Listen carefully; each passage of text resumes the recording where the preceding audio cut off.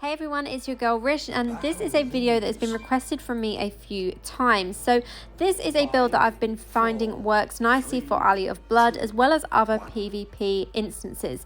Now you will see me die to begin with in this battle, however don't let that dissuade you from using this. Yes, this build is a little bit risky because you do have to fight quite close combat. However, if you have the armor penetration and the potency, this build can work really nicely.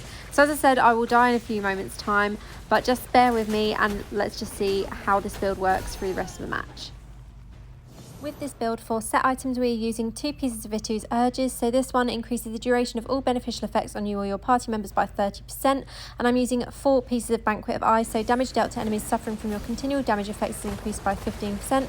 And critical hit chance is increased by 2.5% up to 25% for every continual damage effect you're putting on to those enemies. Moving on to gear, on the Helm we're using Ephemeral Visage, so slow time now increases your attack and movement speed while also causing your continual damage and persistent ground damage effects to deal damage faster. Cooldown is reduced by 7.2%. Rampant and Inscrutable on the chest, so this gives Potent Storm, so Lightning Nova now conjures a lightning orb that orbits you and fires lightning bolts at your target. Damage is increased by 18%. On the shoulder, we're using Crust Claw, which ice armor now also reduces the amount of continual damage you take by 45%. On the pants, we're using one of my favourites, which is Novel Castigation. So Arcane Torrent now fires tracking missiles, dealing 8.6k damage, 90% Arcane Torrent damage increase, and also increased 10% by the Awakened slot. On the main hand, we're using Rift Carver, so this gives Chaotic Companion, so Arcane Torrent now creates a Chaotic Orb that follows you. Damage is increased by 18%, and damage is also increased 10% by the Awakened slot. And on the offhand, we're using Bluster Bauble, which gives Cyclone Armor, so this now conjures a storm around you. Ice Armor damage increased by 18%, and also increased by 10% from the Awakened slot. So for those that are new to Alley of Blood, just to mention, there are only 6 gear slots, so you do only have 1 offhand and 1 main hand for this, and that is what makes a little bit of a difference. You need to make sure that your legendary gems and that the correct essences are actually equipped in the correct slots so that you don't have any nasty surprises once you enter. So always make sure you have a separate build for Alley of Blood so that you do have those gear pieces in the right place.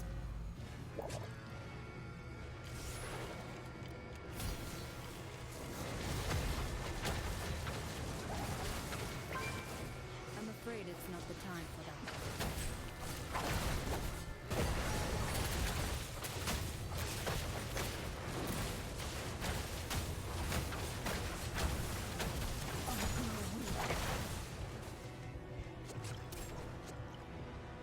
Now, the main goal in Alley of Blood is to defeat the Sacred Heart that the enemy team has on their side of the map. And obviously, it's quite a hard instance to fight in because you are fighting in literally an alley, which makes it very, very hard to maneuver at times, especially if you are being attacked by several team members at once.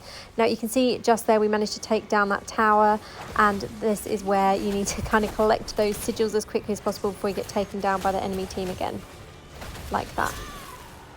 Also to mention, when you do die in this, you will drop sigils for the enemy team, so that was a little bit annoying because obviously some of my sigils would have dropped for them to collect and make their character more powerful, but we're still in a good place at the moment.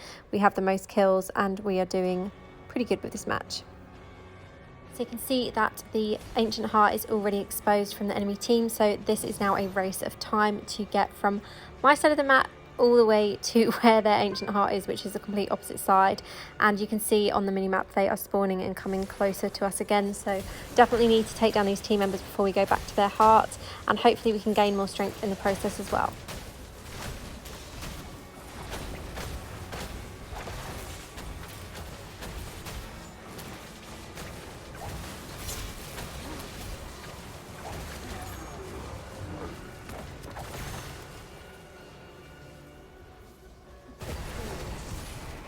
And here is a perfect example of why you need to take the team members down before you get to the heart, and that is because you will keep getting attacked by the heart and everything else if you do not take the team members down first. So this is how the match is going so far, so pretty good with the kills overall, and definitely progressing further than the enemy team is at this point.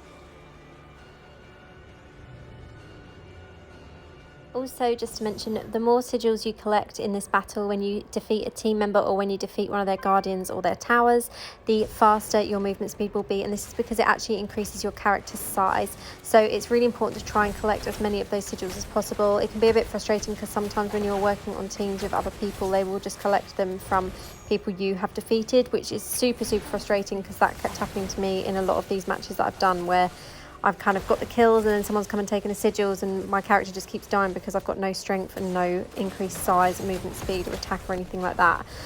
So that is something to really focus on when you're doing this, is to make sure that you are collecting as many of those sigils as possible, and also, unlike me, avoid dying as much as possible.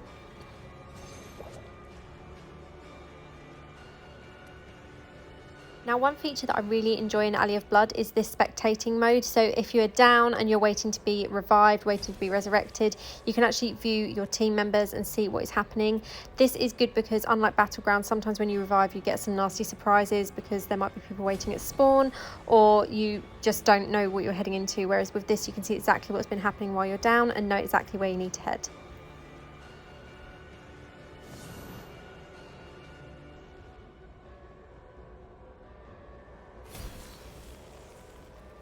So this was actually my first Alley of Blood since the event has launched in game this month, and I think it went pretty well. It was not an easy match. They definitely gave us a fight and they had people playing that had obviously played it before, but at this point we were just trying our best to clear through the team to get to the heart because we knew that the health was already down on that, and I just thought I would focus on taking down guardians along the way to try and get a little bit more extra power, a little bit more movement speed as well. We had one team member left to take down, which we managed to do between all of us, and gave a nice little 4-kill streak there, and that was it. That was pretty much game over and we won the match. So that is pretty much it from me today. Thank you as always for watching. I hope you found this video helpful. I will have a more in-depth build video up soon, including the gems and legend gems that I'm using. But as always, thanks for watching and have a great day.